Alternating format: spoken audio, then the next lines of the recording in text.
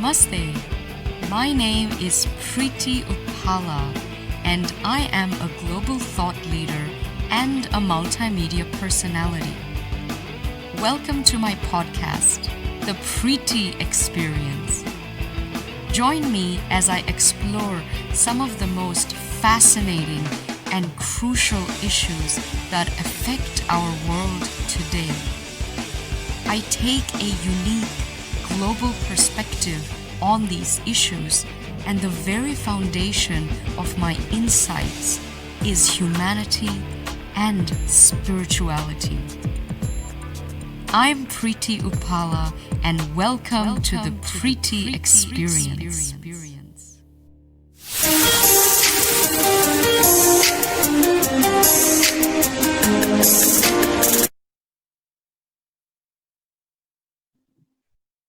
Preity Upala, welcome to the Human Capital Innovations podcast.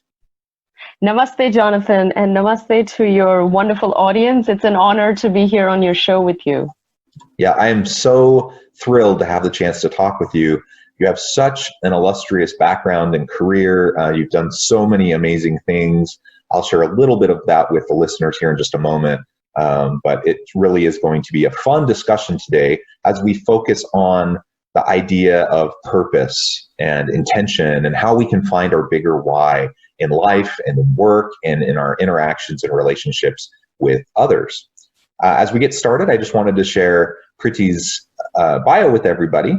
Ms. Preity Upala is a former investment banker turned thought leader, media personality, and Hollywood entrepreneur. Global peace dominates the forefront of her life and drives her to connect people through a series of spiritual endeavors and media productions. The former Miss India International has also appeared in numerous commercials, TV and movie productions across 4 continents and worked in Bollywood and Hollywood. She is a global brand ambassador for several lifestyle brands and born in Dubai, Preity spent her formative years in India, United Arab Emirates, France, and Australia. This multicultural upbringing and exposure fetched her uniquely enriched comprehension of cultural cultures and values. Having traveled to more than 100 countries and speaking 5 languages, Preity has established herself as a global citizen whose work is always defined by an international sensibility.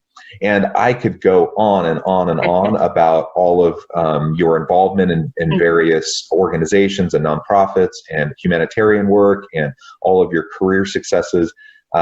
You've just done so many amazing things, and I'm so excited to have the chance to chat with you. Before we dive on into our discussion, anything else that you would like to highlight or would like to share with the listeners by way of background and personal context? No, you did such a wonderful job with my bio. I think the topic that we're going to speak about is actually the central theme of my own life in a way. So as we delve in deeper, I think we can connect the dots in my own life. I'm sort of a walking, talking example of someone who has actually taken the road less traveled and gone with purpose and intention alone. So I think as we go in, the picture becomes more clear. Excellent, excellent. And I love how you frame yourself as a global citizen, traveling to 100 plus countries, speaking 5 languages. I feel a little sheepish. You know, I consider myself a bit of a world traveler, and I do a lot of international research, a lot of work with international organizations, but I definitely haven't hit 100 countries, and I definitely don't speak 5 languages. I speak 2 languages pretty well. I speak a couple others, just a little bit, but I'm always jealous of others, who just have a passion for that and pick it up as they go throughout their lives. You know, here in the U.S., it's one of the sad reflections, I think, of our society that people just don't tend to be as globally minded as other parts of the world, and people don't tend to speak as many languages as they do in other parts of the world, which is kind of sad. And anyways, I appreciate the framing, and I appreciate your background and how you'll be able to contribute to the discussion. Yeah, I think one of the great thrills of life and living is actually to be able to travel around and see different cultures and realize, honestly, after going to almost 100 countries, what I found was how we are more alike than we are different. And around the world, no matter where it is, everybody wants to be loved, they want to be respected, they want to be heard, they want to be understood, they want to be valued. That's it. That's a human, that's a basic human need. And it doesn't matter what the scenery is. I think that was the most important takeaway that I got. And it's a small village out there today because of technology. Yet on the flip side, don't forget that globalization is a wonderful thing, but the other flip side is when we are so entrenched in global supply chains, you end up with the situation that we are in right now as well. So I think it's great to have that international, view, and when you think about countries and governances and the legal system and all of that, but you need to make sure that you don't get so dependent on one country only, or so deeply entrenched in these global supply chains, because then you'll be, sort of in the vulnerable situation that we're in today. So you have to sort of enjoy what the world has to offer, but sort of be pragmatic as well. I think that's the big lesson for the new future now. Yeah, we're in an ever increasing interconnected world, and this pandemic has only demonstrated to us how interconnected we are and how close anyone is, just hopping on a quick Zoom meeting, and you can have that interconnectivity. And it's interesting because I have not as much as you, but I have traveled quite a bit, and I've worked with a lot of different people and organizations around the world. And before the pandemic, what would typically happen is I might have a Skype call or a Zoom call with somebody, maybe a couple of them, but then I would travel to the country and I would spend days, going to and from for even just, a day or two of meetings. And now the technology was there before, but people didn't quite utilize it as much. And certainly my mindset has shifted. So now I'm interacting with people internationally way more than I did before, just because it's so quick and easy, and my mind has shifted towards the use of the technology. And so I'm just connecting with people constantly and having all sorts of amazing discussions and collaborations. So we have that interconnectivity for sure, but we do have to be careful about other kind of bigger picture macro questions as it relates to globalization, as you referred to. So anyways, really great framing. As we talk today about purpose and intention and finding our bigger why, I thought maybe we could start with that purpose piece. What does purpose mean to you, and why is it so important? Not just in not just in the workplace, of course, we want to have purpose at work, but in life generally, and then how does that connect with the workplace? Yeah, that's a fantastic question, and really the one of the cornerstones of why we do what we do. Now, the word dharma is being used a lot these days, and dharma is one of those Sanskrit intranslatable words where you don't really have an accurate English translation for it, but at the same time it's a versatile word where it has several meanings, and one of those meanings is actually the purpose or your path in life, in a spiritual sense, as well as very much in the world as well. So I use that word a lot when I speak sometimes on, with corporate groups and so on. Your dharma really is why you came into the world, in a deeper sense, and obviously that manifests in what you do for a living. Your dharma is your gift to the planet. What is your what are you here to give to the world? How are you going to serve the planet? We've all come in with something special, and for some people maybe it is just being a part of the 9 to 5, because we need that as well to keep the world running, and for some other people it's something very specific. And I think we have to take the time out to figure out what that purpose is. And that's actually the tricky bit. I think once you know who you are and why you're here, then you can, go ahead on that path. But the people get stuck at the why bit. They don't even know why I'm here. What is my purpose? And you really have to listen to your inner voice. And it's not as metaphysical as it sounds. I think you just have to be honest with yourself. You have to ask yourself, what am I passionate about? What do I love to do? Because when you love to do something, it's not work. You will usually do very good at it, and when you perform well, guess what, you get rewarded financially and you have promotions in your career and so on. These things are all connected. So I think I urge people to really take the time out, and this you can do at any age. Obviously, if you do it very young, like in my case, I had a career change. I used to be an investment banker, and then I was a management consultant, but that was not my dharma in life. And I was just thinking, what am I doing sitting here in some office in Sydney? That's not going to change the world. It's just not why I came here. I know that I'm here for something bigger, and I really belong on the global stage. So I sort of got onto I had a sort of an awakening in a way. And it's never easy because it's a period of uncertainty, unease. I mean, I sort of quit cold turkey. I'm just that kind of a person. And, through deep introspection, through being honest with myself and having very important conversations with people that were wise. And, in the silence of all of that, I think deep inside these voices started coming up, and I realized, wow, I really think a bigger stage is needed for me. And I don't think Australia is really the place that's going to offer me that. And America came calling, and I just got a glimpse that Hollywood, for me, would be a good platform because it gives me visibility, but yet I can do what I'm here to do, which is much higher work. I think Hollywood has always just been a platform for me and nothing much more than that. So it's not easy, but when you do find out who you are, I think you get this sense of relief.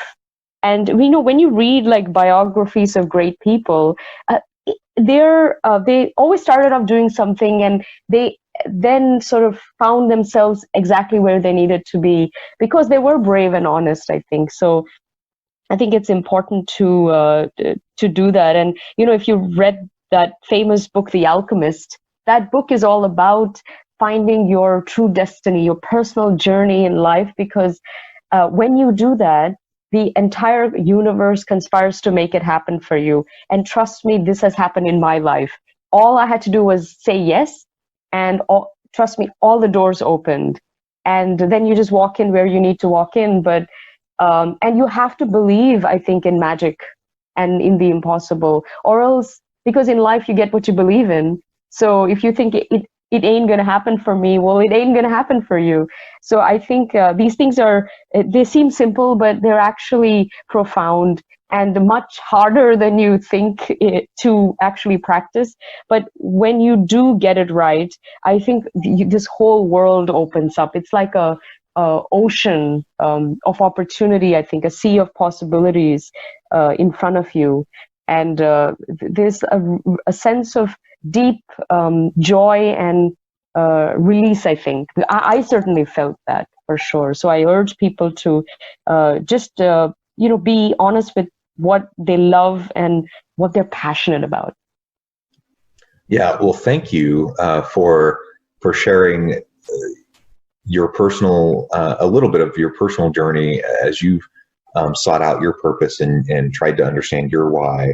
And I think you hit on several really key pieces there. And one of them being that it is scary. It is scary to upend your life and to pivot and change directions. And it's scary to go against what society or what your family or what other people are telling you should do. You were a successful investment banker. I don't know, but I imagine you were probably making pretty good money. You had your sphere of influence and you were successful by any definition of that term. People would look at you as someone who was successful, and you decided to upend all of that because you felt a pull and something towards a bigger calling to fulfill a grander purpose. And that takes courage, and it takes us overcoming fear. And I think we all have to wrestle with that to varying degrees, right? And I think in my own personal life, I don't have as grand of a story as you do, but I see many of the similarities. And, I was one of those guys who I switched majors in college a bunch of times, just trying to learn about myself and figure out what I wanted to do and what I was interested in and good at and passionate about. And at one point, I was in finance and accounting, and I was good at it. The problem was I didn't like it. And at one point, I had to make the decision to pivot and to move into something different. That at the time, I think a lot of people thought I was pretty crazy. I was giving up stability. I was giving up kind of a more certain future of a certain amount of success, and I was trading it out for complete uncertainty and just kind of a vision of what my life could be like.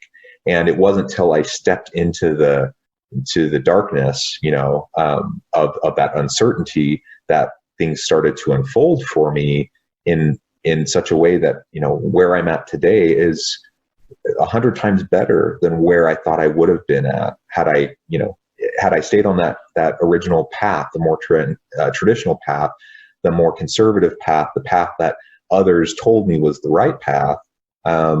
Then I wouldn't have gotten to where I am now, and I wouldn't have had the many opportunities that I've had.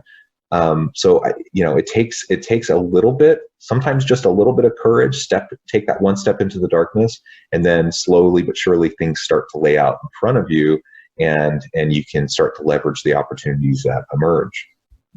Yeah, absolutely. When you share your experience with other people, you realize that a lot of people have been through this journey, and it's actually pleasing, I think, to hear that.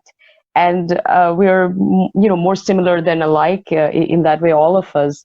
But I think there's a great saying, the two most important days of your life are the day you were born and the day you realize why. And I think that's so powerful. And it's so sad that most people never find out that that they never have that second day. They never find out why they were born.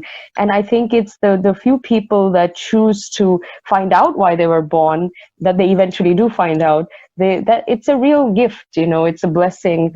It comes, obviously, it's scary, and it might take you a bit, and sometimes you might have to try a few things. But when you do get it, and you will get there, I think, if you're being honest with yourself, because the answers are within. Trust me, it's beyond the ego and the noise and other people, society around you. The truth is always right there, and even though I say this, I know sometimes I myself don't listen to my own inner voice when it's telling me, do this, go that, go here, speak to this person, get involved in this cause. You just think, no, this is too much of a good thing, or maybe they're not interested or whatnot. But if you do follow your gut instinct, which is your body really telling you, do this or don't do this, because the body is so intelligent, and even your emotions are intelligent. They're always guiding you, and they will never lead you astray. So that's another point. You have to, back yourself up, listen to your instincts, and make sure it's not your ego speaking, because the loudest voice is always the ego. So beyond that voice is the quieter voice is actually the truth. So it's there. We all have it. We are all actually very intuitive. It can be developed. We can become incredibly sort of intuitive and psychic almost. So people can develop that, and that's just through silence and breathing and just kind of being with yourself in silence. I think that's the best way. But I think when you back yourself up, then the world also does that. That's what I've noticed. When nobody's going to be as excited about you as you are yourself. And if you don't believe in yourself, nobody else is going to.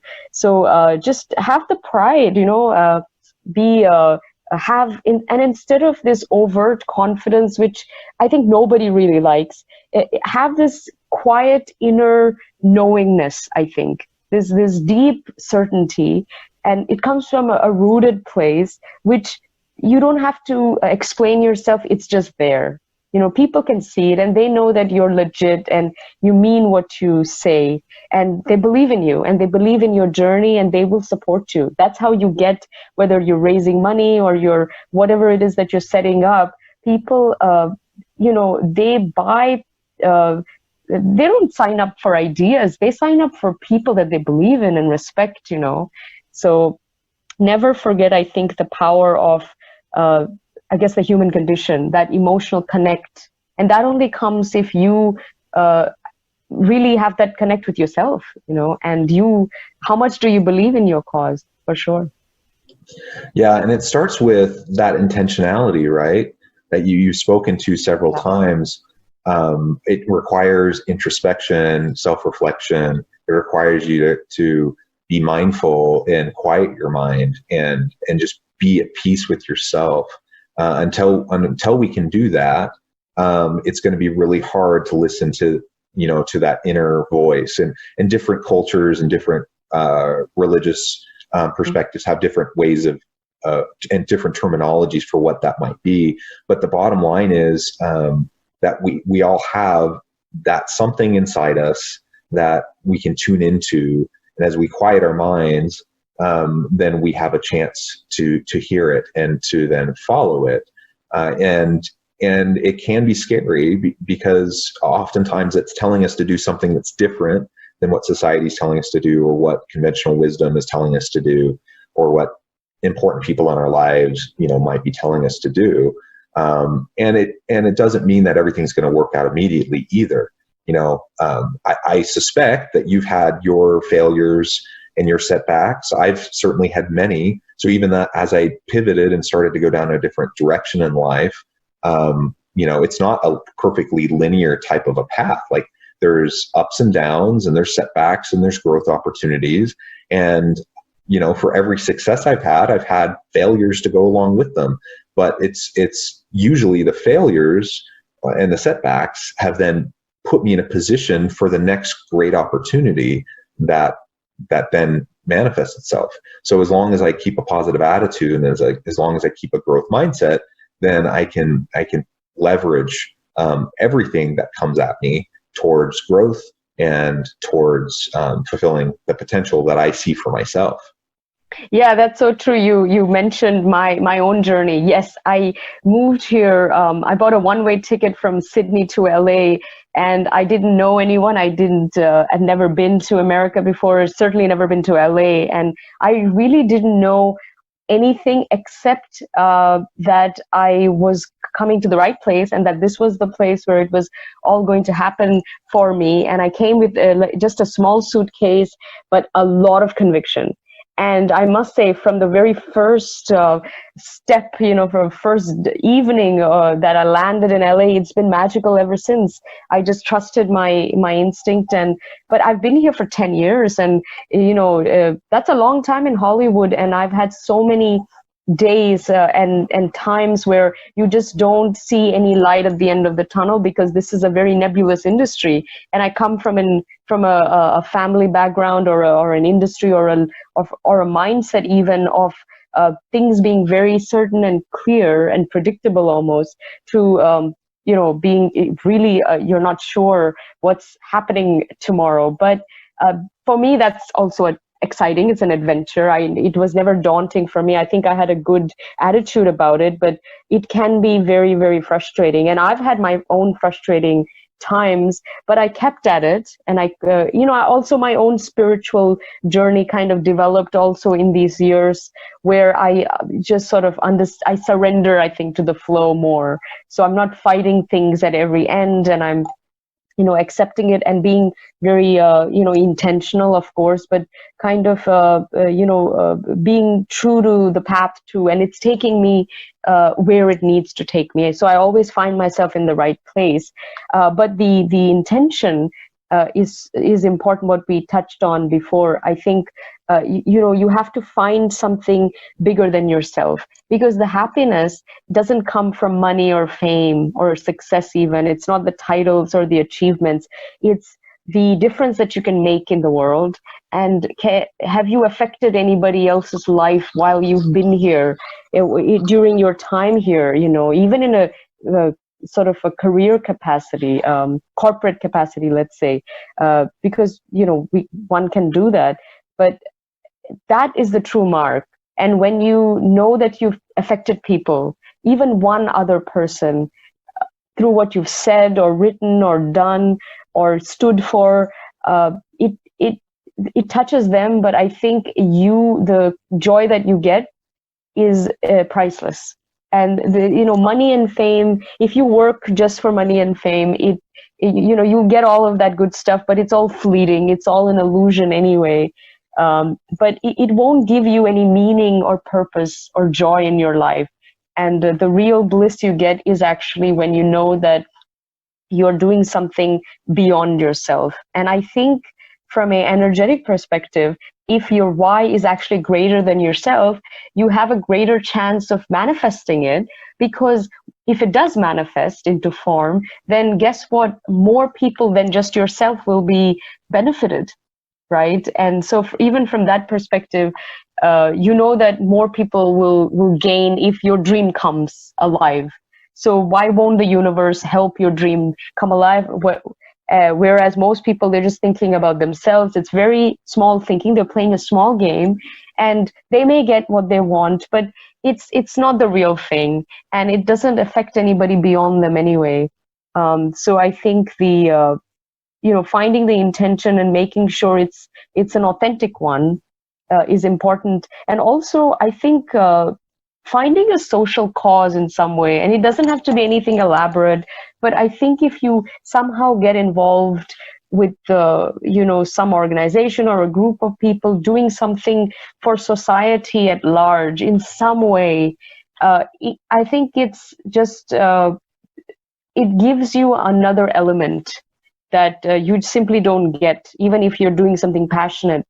I think when you're working for betterment of the world in some way, and it's almost selfless, because you might not even, this might be volunteer for you, you might not even be getting paid for it, but I think some of the joy that you get from selfless service is very priceless. I've noticed this in my own life, and that's why people do get involved. It could even be something religious or spiritual sometimes, and it's just, I think the quality of what you get is a deep, it kind of affects you as a human being, and then you actually have gratitude in your life. You realize how much you have. I think that's missing. That element of giving and gratitude is missing in the world, and also definitely among the corporates, because I think they just don't have the bandwidth or they think they don't have the bandwidth to think on those terms, but they do actually. They can have the most impact, for sure. Well, I love all of everything you said, and I completely agree. I think there's so much opportunity that we have to make an impact in the world as we search out and find our bigger why, our bigger purpose, as we're authentic and really do the hard work of trying to know and understand ourselves better, which will allow us to know and understand others better and understand how we can make our mark on the world, not for status, not for prestige and for fame, but make our mark on the world to help and lift others around us. Preity, it has been a real pleasure talking with you today. We're about out of time, but before we close, I just wanted to give you the last word and give you a chance to share with the listeners how they can reach out and get connected with you and find out more about what you're doing. Oh, thank you so much. What a great conversation. It was very organic. I'm usually prepared with these things, but I didn't have a chance to do anything since yesterday evening. But it's been maybe such a perfect conversation. I think everything we needed to touch on, we did. Thank you so much again for having me on your show.